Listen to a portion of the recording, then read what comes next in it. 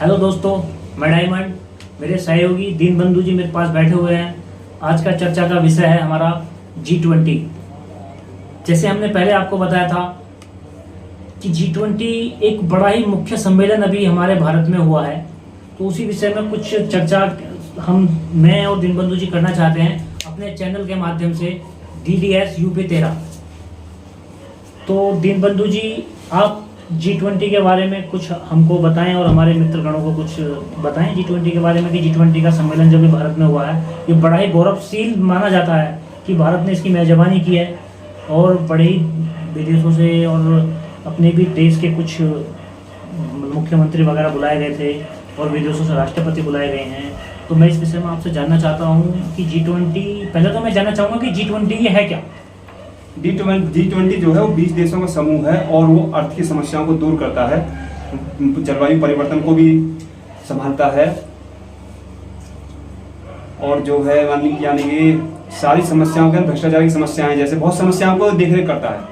मतलब सभी जल स्वास्थ्य है, जल है और तुम्हारा भू संरक्षण हुआ और फिर जो गरीबी को मिटाने के लिए मतलब इन्होंने एक ये हमारे आर्थिक गरीबी को मिटाने के लिए ये 20 देशों ने समूह बनाया है कि किसी भी देश में कोई गरीबी है तो सभी देश मिलकर उसकी गरीबी को दूर करेंगे, आर्थिक समस्याओं को दूर करेंगे। तो ये G20 की शुरुआत कब से हुई थी?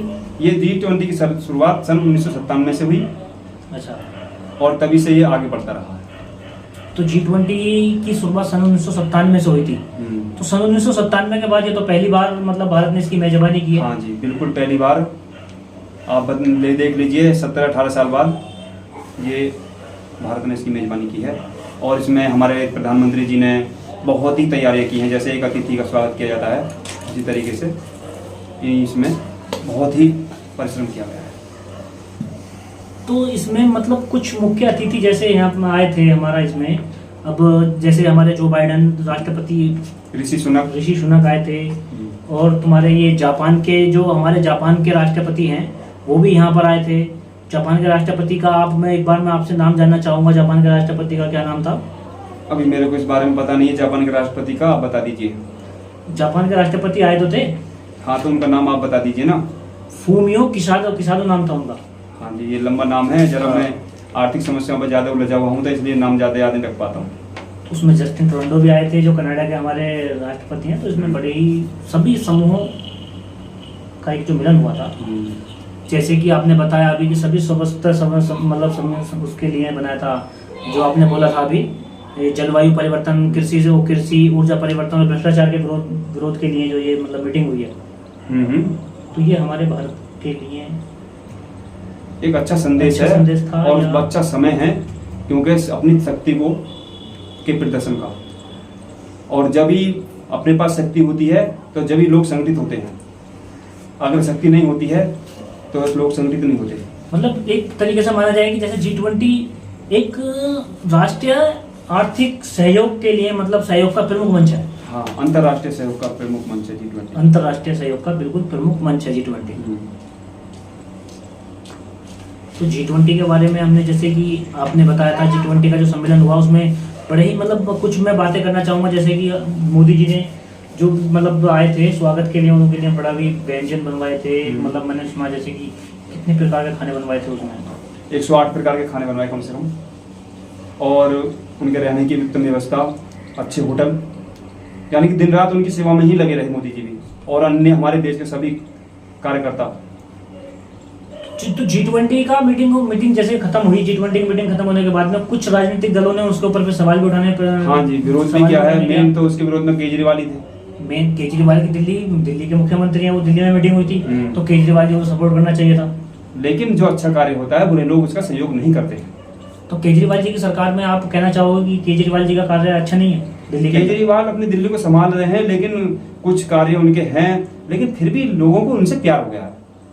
ये दिल्ली वाले जो केजरीवाल जी से तो प्यार हो जाएगा। केजरीवाल जी ने कहा था कि मैं दिल्ली में 26 झीलें बनवाना चाहता हूँ, और जैसे हमने अभी पिछली बार ये बरसात का हमारा मौसम गया है अभी महीने भर पहले, तो उसमें हमने देखा था कि हाँ उन्होंने पूरी दिल्ली को झील बना दिया था। इतना पानी दिल्ली के अंदर हो गया था मतलब जैसे कि यमुना जी बिल्कुल सड़कों पर बह रही है, घरों में बह रही है। लोग अपने घरों से निकल के छतों पर जाकर बैठ गए थे।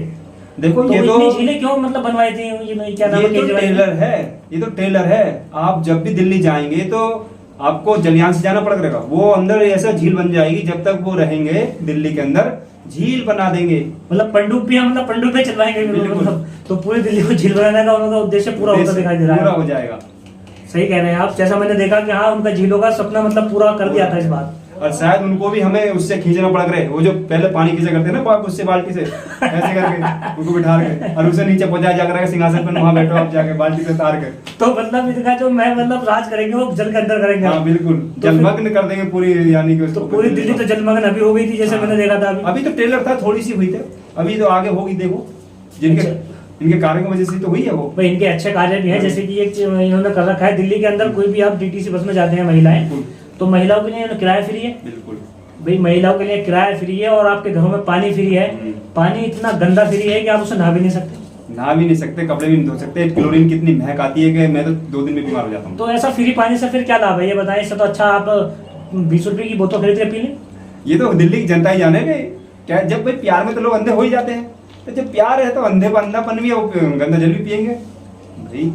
तो आप देख लीजिए। तो फिर मतलब आपका कहना ये है कि केजरीवाल दिल्ली में स्वास्थ्य के लिए काम कर रहे हैं, तो पहले उन्हें बीमार कर रहे हैं लोगों को, हाँ, फिर स्वास्थ्य के लिए काम कर रहे हैं। बिल्कुल। भाई पहले गंदा पानी पिलाएंगे हाँ, तभी तो वो बीमार होंगे, फिर भाई स्वास्थ्य के पहले लिए तो काम वो करेंगे। उन्होंने प्रदूषण फैला रहे हैं, फिर उनकी दवाइयां बिकेंगी, फिर उनका प्रचार हुआ कि इतना हम इलाज करा रहे हैं। अगर केजरीवाल जी को कुछ करना है तो केवल एक ही काम, जल शुद्ध कर लें, समझ लो सब कुछ शुद्ध हो जाए। तो जैसे आपने बताया कि केजरीवाल के ऊपर भी हमने बहुत विषय में चर्चा करी, बिल्कुल। तो मैं चाहता हूँ कि अब केजरीवाल झीलों वाले केजरीवाल की चर्चा हम यहीं समाप्त करते हैं, और हम देखते हैं अगली वीडियो में शायद केजरीवाल जी के ऊपर अच्छे तरीके से कुछ विषय में देख पाए। हम अपने दर्शकों के लिए कुछ ना कुछ खोज के लाते रहेंगे, और जितना अच्छा हम ला सकें इसलिए हमारे दर्शकों का लाभ होगा। और आप हमारे चैनल को सब्सक्राइब करें और कमेंट करें।